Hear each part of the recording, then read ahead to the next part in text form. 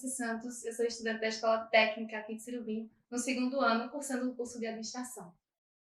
Eu sou Luiz Felipe, do segundo ano D, cursando Desenvolvimento de Sistemas, também na Escola Técnica de Surubim. E hoje nós estamos aqui com a presença ilustre da Ana Mary. Prazer estar aqui. Agradeço o convite para estar participando desse podcast com vocês. Nós que agradecemos. Sim, nós que fazemos o Bora Saber Podcast. É muito bom estar continuando com o nosso segundo episódio de entrevistas aqui no nosso canal. E hoje nós vamos abordar a questão da psicologia voltada para a sobrecarga e toda essa questão também, né? Sim. Então vamos dar início, né? Sim. Primeiro a gente queria falar sobre a psicologia da sobrecarga cognitiva nas pessoas, onde como a gente poderia lidar com a sobrecarga que ela afeta as pessoas no momento de saber que você precisa de ajuda. Interessante falar sobre isso, porque muito, né, do que se fala sobre sobrecarga e tudo mais, geralmente, quando as pessoas falam nisso, elas estão falando sobre ansiedade, estarem se sentindo muito cansados, não estarem conseguindo ser produtivos, e tudo isso, né, são vários pontos que a gente pode falar. Vamos lá, o que seria ansiedade? Ansiedade é uma reação, né, física, está nos pensamentos, está no teu comportamento, que vai estar atingindo uma pessoa toda vez que ela é pressionada em relação ao desempenho. Ou seja, naturalmente, né, vocês sendo estudantes estão constantemente, né, sob essa pressão de avaliação, vocês estão constantemente, né, de certa forma, sendo julgados pelo desempenho que vocês apresentam. Principalmente aquilo, né, que uma nota não define a sua inteligência. Tem muito a ver com isso. Nossa, sim. E, naturalmente, né, no sistema de ensino que a gente adota, talvez algumas habilidades, né, naturais dos estudantes não são tão valorizadas quanto outras.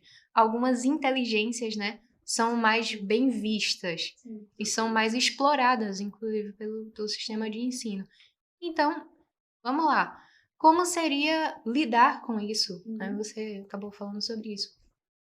Olha, eu costumo falar, né, para os meus pacientes, para eles avaliarem o que de fato está acontecendo. Como assim? Avalia o perigo do que você está enfrentando. Como assim? Avaliar o perigo? Isso fica bem estranho. Mas vamos lá. Quando uma pessoa diz que durante uma apresentação de um trabalho, pegando já o contexto de vocês, os estudantes se sentem muito ansiosos, se sentem muito cobrados e a mão treme e começa a suar e tem vontade de vomitar e tem, sabe, todas essas reações fisiológicas e em mente, né? O que é que se passa na cabeça? Eu vou gaguejar e vai dar errado, isso não vai ser legal e todo mundo vai estar olhando e vão rir de mim. Se passando todo esse cenário diante de uma apresentação de trabalho. E aí eu convido, né, o paciente a dizer, olha, tá, vamos aqui fazer uma lista. O que é que de pior, assim, sabe, pior desfecho possível? Me diz aí a pior coisa que pode acontecer, sei lá. Usa a imaginação mesmo, sei lá. Você tá apresentando e de repente, não sei, o quadro cai, sei lá. Imagina aí o pior desfecho possível.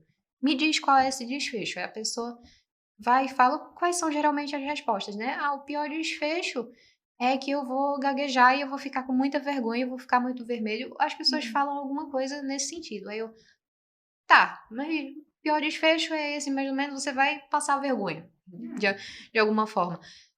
E me diz agora qual seria o melhor desfecho possível. Vai, pisa em nuvens aí. Me diz o melhor cenário que poderia acontecer diante de uma apresentação de trabalho.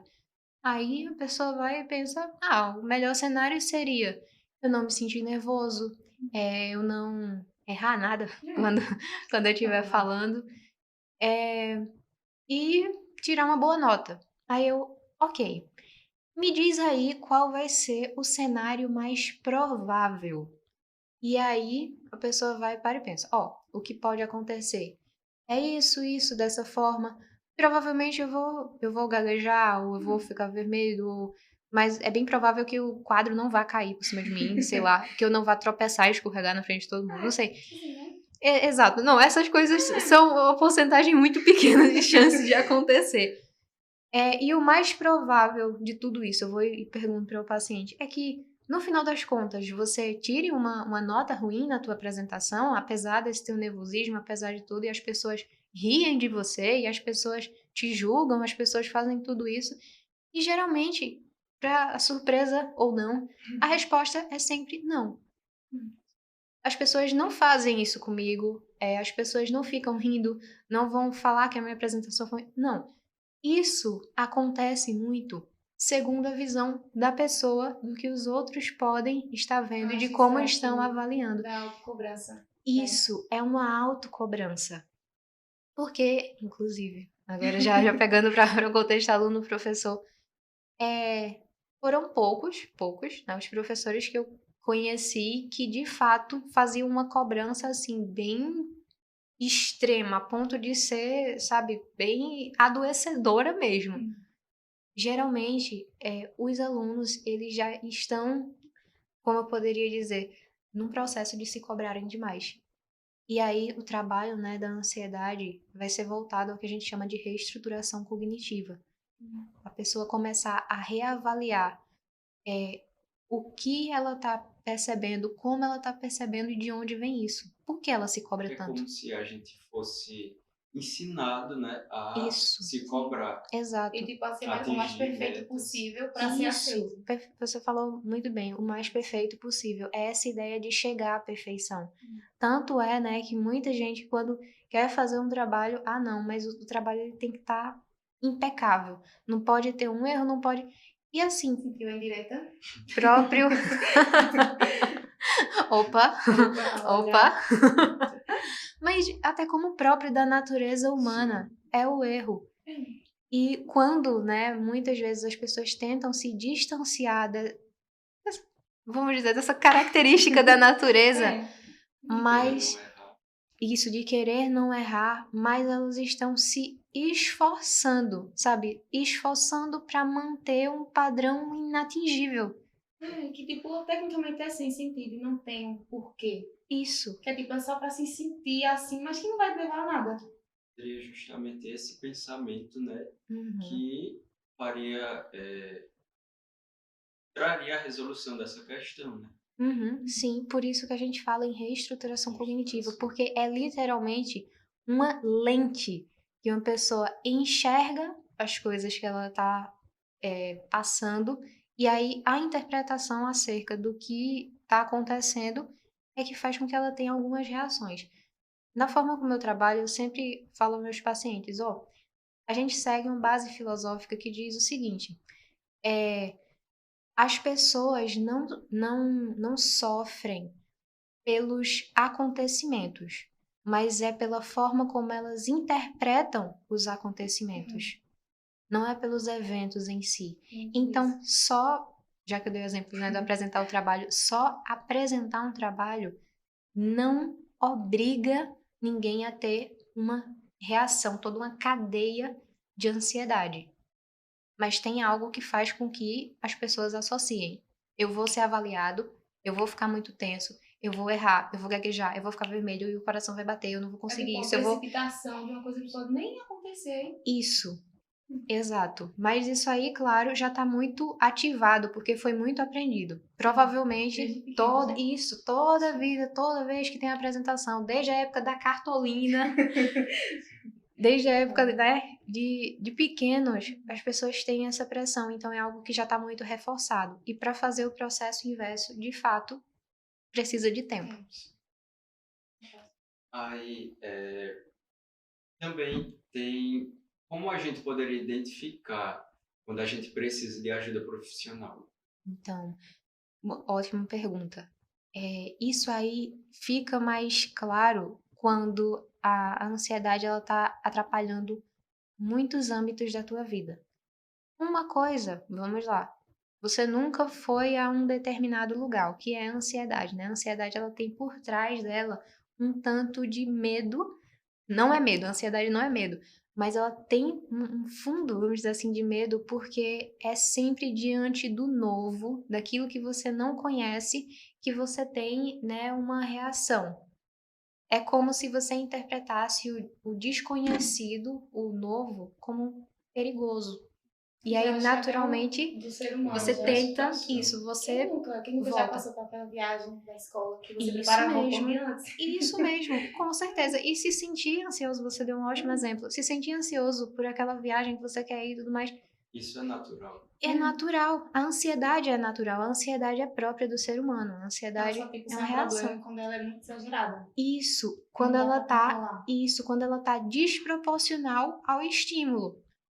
Por exemplo, você se sentir muito ansioso para uma viagem, ok, mas em que isso está atrapalhando a tua vida?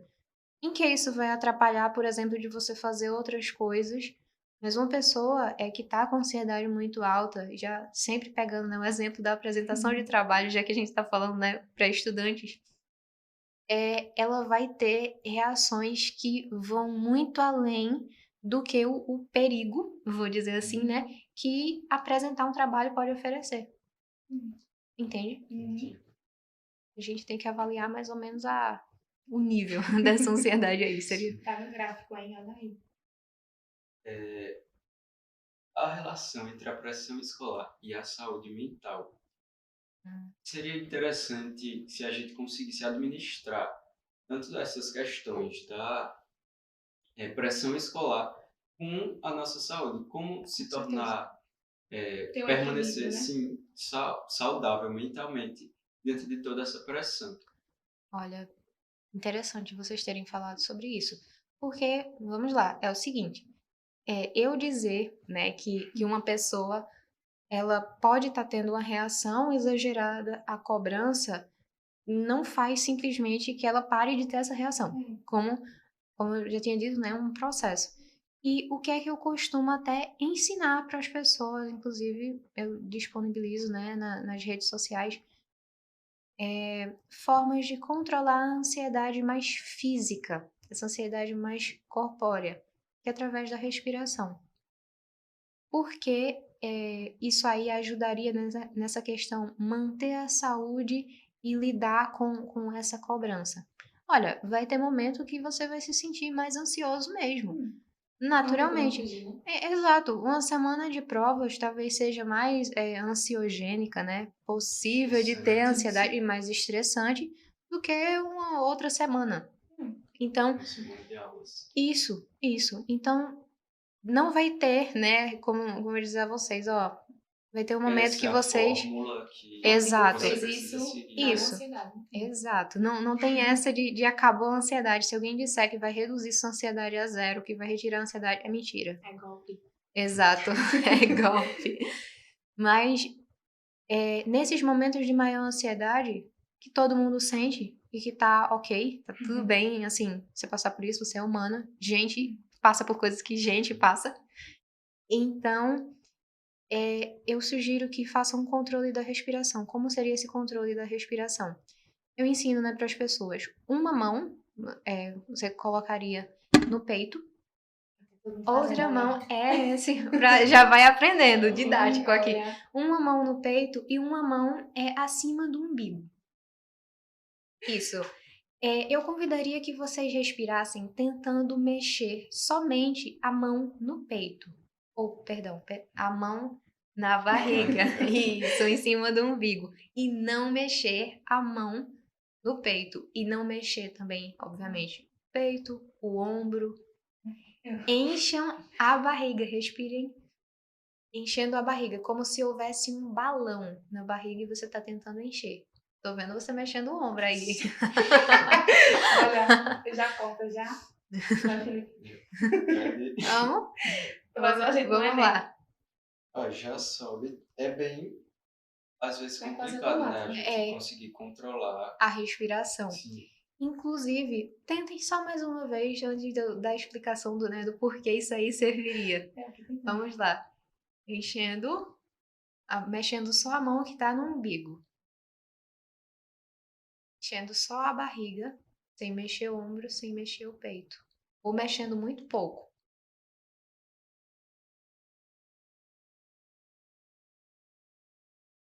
Eu acho que conseguiram. Sim. Assume. Não é nem quando me vê ali, assim. Aham. Releve. Essa respiração, né, a gente chama de respiração diafragmática. O que seria a ideia da respiração diafragmática? Eu não sei se vocês já observaram, uma criança pequena, um bebê, dormindo, ele geralmente só mexe a barriga. Sim. A respiração dele não é torácica, não mexe essa parte de cima. E como que seria então isso? É porque quando a gente está mais estressado, está mais tenso, nossa respiração tende a ser torácica. Então, naturalmente, quando a gente inverte esse quadro, quando a gente se obriga a respirar diafragmaticamente, a gente corta um pouco essa cadeia. Isso a gente fez, né, por pouco tempo só para aprender, mas isso aí pode ser feito por 1 minuto seguido, até você conseguir, né, achar esse ponto da respiração. Isso. E o que também a gente indica? Que a respiração ela seja no modo 4-2-6. Como assim? Puxa o ar pelo nariz por 4 segundos, segura por 2 segundos e solta o ar lentamente por 6 segundos pela boca. 4-2-6. Isso aí pode ser feito várias vezes. Não vai lhe causar nenhum dano. Pode ser feito várias vezes e você vai perceber que com o passar do tempo, a ansiedade já vai reduzindo. Em questão de 1 minuto, você respirando dessa forma, né, algumas repetições, você já percebe a cadeia de ansiedade reduzindo. E acaba que quando você consegue controlar essa ansiedade, Mais física, né, mais sim, corpórea. você conseguiria também se organizar, né, Sim, mentalmente, com o que certeza. precisa fazer, porque isso acaba também ajudando, né, Sim, com certeza. nessa... É muito difícil você se organizar assim para parar e pensar o que tem que fazer e planejar se o coração tá acelerado, se você tá tremendo, se você já tá pensando no que. E Não. acaba paralisado. Exato, e acaba paralisado. A ideia de querer fazer Eu muita acho coisa que de uma também vez daquela não faz nada. procrastinação, né? Tipo, você tem muita coisa, não sabe quando começar É. e deixa por Exato, isso. exato. E se, assim, né, momentos de ansiedade muito alta, a pessoa paralisa, ela realmente não consegue se organizar. Então, a primeira coisa a ser feita é parar, né, a ansiedade. Sim. E depois é que é possível fazer alguma coisa, né? Façam aí, viu? 4-2-6, né? Isso, Eita. 4-2-6. Tá vendo? Aí tem a parte que a gente queria falar sobre o que um psicólogo em ambiente escolar poderia auxiliar na relação entre a pressão que nós alunos acabamos sentindo. Boa. Então, um psicólogo, ele vai estar auxiliando nessas questões até que eu falei, né, aqui que eu citei. Um psicólogo trabalhando, né, na escola, o que ele não vai poder fazer? Ele não vai poder fazer terapia, né, a psicoterapia, que é o acompanhamento semanal e tudo mais. Não, um psicólogo em ambiente escolar, ele não vai poder estar fazendo isso. Mas ele vai estar ali para atendimentos, por exemplo, de caráter emergencial. Uma pessoa tá em crise, o psicólogo da escola ele pode estar fazendo esse atendimento, a depender, né, da crise, porque dependendo da demanda, talvez precise ser encaminhado, né, para a unidade de saúde, é uma emergência. O psicólogo, por exemplo, vendo que um aluno está com questões de dificuldade na aprendizagem e tudo mais, aquele aluno que sempre erra as mesmas coisas, que sempre tem dificuldade com as mesmas coisas, o psicólogo pode estar observando isso. O que está por trás disso? O psicólogo pode estar nesse caráter, vamos dizer assim, investigativo. Ele faz a investigação dele. Isso. Ele pode estar avaliando a pessoa. E também trabalhando, né, na escola, um psicólogo ele não deixa de estar, de certa forma, tendo a possibilidade de gerenciar o clima da escola. Como assim gerenciar o clima? No sentido de como está o relacionamento entre os funcionários. Está tendo alguma questão conflituosa? Se ele observar, né, por avaliação que algum conflito, não sei, entre coordenação e direção, vamos supor aí, está acontecendo e isso está prejudicando diretamente em outras pessoas, está tendo um agravo maior, ele pode estar interferindo, por exemplo, nessas questões assim, de conflito. Eu queria também falar sobre, tipo, para finalizar aqui agora, sobre um pouco sobre a dependência emocional. Porque, tipo, a gente somos estudantes que estamos voltando agora da pandemia, Sim. onde muitos acabaram ficando sozinhos. Uhum. E alguns ficaram sozinhos, mas, tipo, com um companheiro. com um amigo. Sim, E trocavam, digamos que, todas as dificuldades que eles sofriam juntos. E sim. talvez agora, com o retorno da escola, acaba que ele tem uma dependência emocional muito naquele colega, Hum, por ter só convivido e interagido com ele. Qual uhum, dica tu poderia dar, tipo, para uma pessoa que tem uma dependência emocional? uhum.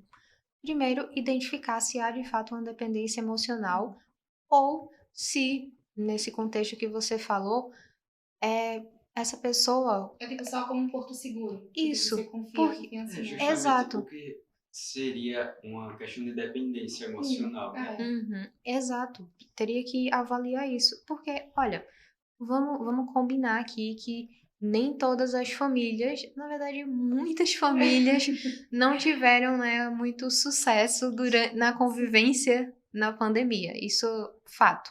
Ninguém estava acostumado assim a se suportar, vamos dizer assim, tanto tempo juntos.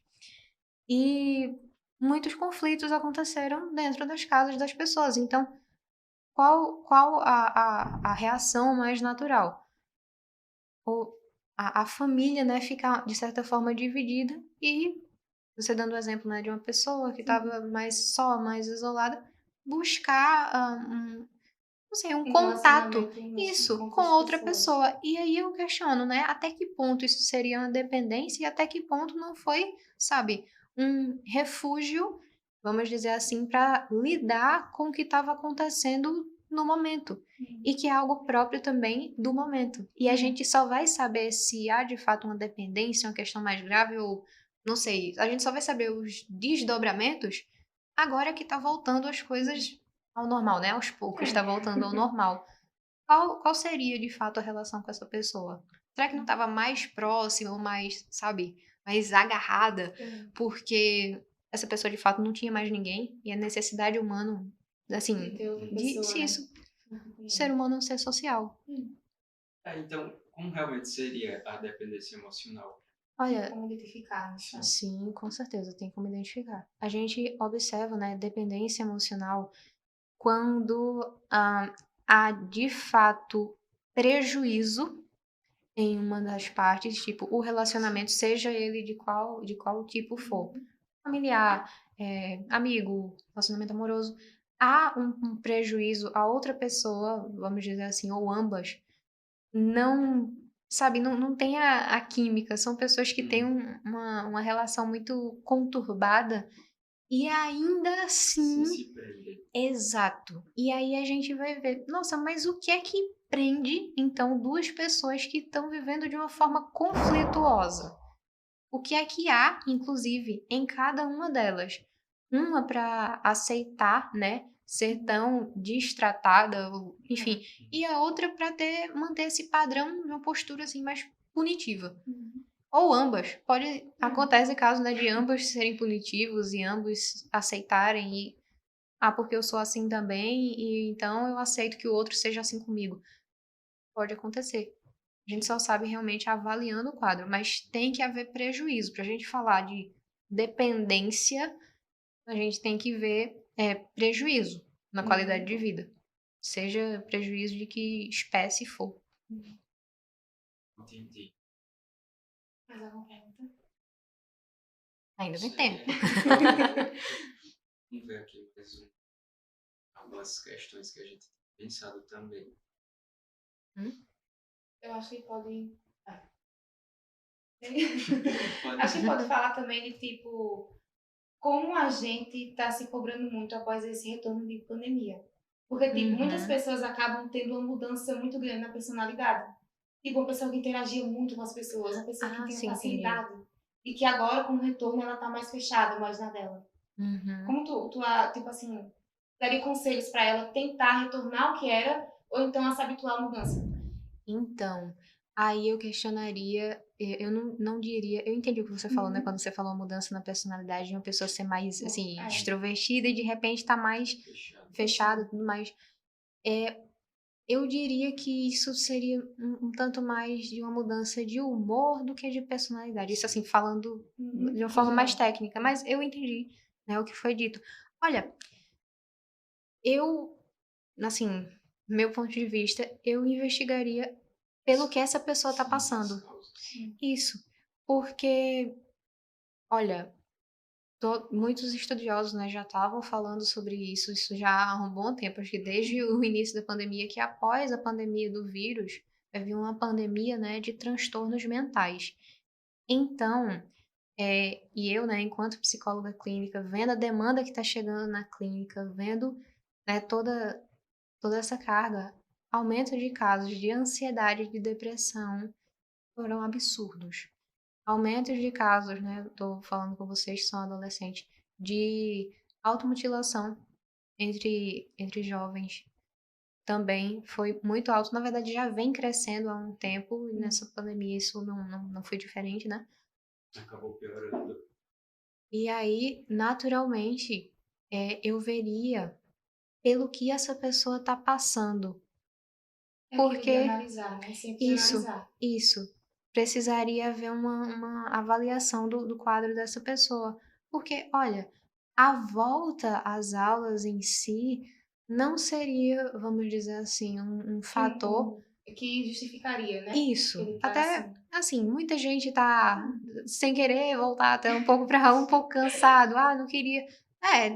Nem sempre a gente quer mesmo, não, mas. Ok, isso aí não justificaria uma mudança brusca num comportamento de uma pessoa, entende? Nesse caso eu avaliaria. Pronto, aí, por exemplo, né, vocês perguntaram, quando precisaria de buscar um profissional, num caso desses, eu indicaria. Qualquer mudança, assim, alteração brusca no comportamento de uma pessoa é justificativa para a busca de um profissional da saúde mental. É um caso de se conhecer, né? Uma pessoa Sim, que é muito sim, importante. sim. Pode ser algo transitório, né? Algo do momento, mas não se É. sabe por precaução. Aí, sei lá, algumas dicas que você poderia dar para a gente, como psicóloga, Uhum. para que a gente pudesse melhorar nossa vida no âmbito social, familiar, nessas questões. Uhum. De uma forma geral, olha, eu diria, né, a palavrinha mágica seria tenha, tenham menos controle. Busquem controlar menos. E tentem se aceitar mais. Como assim? Isso aí, por si só, não fala muita coisa, mas vou explicar. Olha, qual a ideia de controlar menos? Todas as vezes que uma pessoa tá tentando, não, isso aqui tem que ser dessa forma, tem que ser perfeito, tem que sair, ela tá com um controle muito grande e talvez tentando controlar até o que não se tem controle sobre, que é, como a gente falou antes, né, a reação das outras pessoas. Eu não posso fazer isso porque se eu fizer isso, as outras pessoas vão rir de mim, vão falar. É uma tentativa de controlar até o que está fora, né, da sua margem, do seu limiar. E aceitar mais diz respeito a um olhar mais compassivo mesmo, ter uma compaixão maior sobre si. Qual é a ideia, né, de aceitação? Às vezes, né, linguagem aí de meme mesmo, diz, não fala nada, só aceita, alguma coisa assim. E essa ideia, né, de só aceita é como se aceitar, né, nessa linguagem, significasse não fazer nada, significasse engole aí, sabe? É isso mesmo, Não aceita. paciência. Isso. É isso mesmo, aceita. Só que aceitação não é isso. Isso aí tá muito mais pra tolerância. Quando você fala aceita aí, tipo, tolera. Achando ruim, mas tem que passar por isso mesmo. Então, tolera. A aceitação é uma ação. É uma perspectiva. É aquela ideia de que. Vou fazer uma metáfora agora. Você aceitar que está chovendo não significa que você não deva abrir um guarda-chuva, que você deva sair na chuva e se molhar. Aceitar é olhar de uma forma diferente, é entender aquilo que você pode fazer, o que você não pode fazer, quais né, vamos dizer assim, quais os mecanismos que você tem em mãos para lidar, né, com o que está acontecendo e qual resolução você pode estar dando para essas coisas. E aceitar também o que você não tem o que fazer, sabe? Só aceitar e esperar. Isso, Mas, tipo, também não se aceitar. deve esperar e se acomodar. Isso, e a ideia de aceitar, assim, o que você não pode fazer e o que não pode controlar, não é também aquela ideia de, poxa, eu não posso fazer isso, né? Eu sou limitado, eu sou. Não, peraí, isso aí não é aceitação, isso aí é autolamentação, isso aí é Vitimismo, né? exato. E não é a ideia de, nossa, eu não posso. Olha, realmente, você não pode, ponto. Entenda que você é limitado, é isso. E não Aceite ficar melhor isso. se sentindo mal por isso. Exato, até porque quando uma pessoa diz eu me sinto mal por, e o que vem depois, né, é uma limitação, eu paro e pergunto, poxa, o que é que essa pessoa veio escutando, o que ela veio aprendendo na vida, que ela precisa dar conta de tudo, e isso não é verdade. Então, diz mais de um olhar mais terno mesmo, um olhar mais bondoso consigo mesmo, com as suas limitações, e que tá tudo bem com isso. Não tem porquê se cobrar tanto, embora isso acabe acontecendo, isso é desagradável, a cobrança vem mesmo, mas toda vez que você perceber uma cobrança, tenta se olhar com um pouco mais de compaixão mesmo. Poxa, a gente está numa pandemia, o sistema ficou EAD, que não foi uma coisa tão interessante para pelo menos a maioria das pessoas, né? Vocês estão voltando agora. As coisas não estão na mesma velocidade de sempre. Nós O não somos vírus os mesmos, ainda né? tá por aí, e isso, nós não somos os mesmos, então paciência aí um pouquinho. Você não tá na mesma velocidade porque as coisas não estão da mesma forma. E as estações mudaram. Isso. Então, finalizando, a gente queria agradecer a vocês que assistiram até aqui, e agradecer a nossa profissional belíssima, que cedeu esse tempo pra gente. Obrigado. Ana Mary. Ana Mary. E se inscrevam no canal e acompanhem mais episódios do Vamos Saber. Tchau! Tchau, tchau.